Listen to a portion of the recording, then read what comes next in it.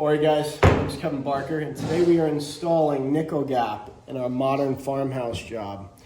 Material is 11/16 thick and the way we're installing this is continuing course lines inside and outside corners around the living space. To achieve a nice tight inside corner, we're dadoing a groove to accept the next piece.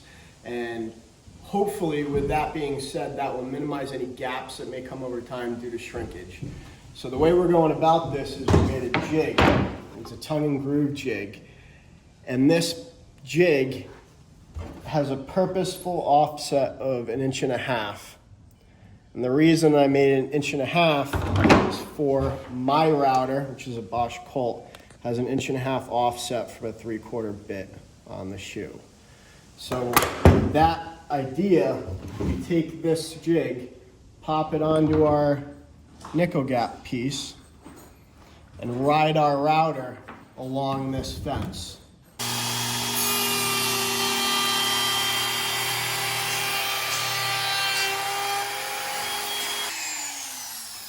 So once the dado is complete, the idea is now our next piece will slide in nice and tight and the joint will be completely coped and hidden.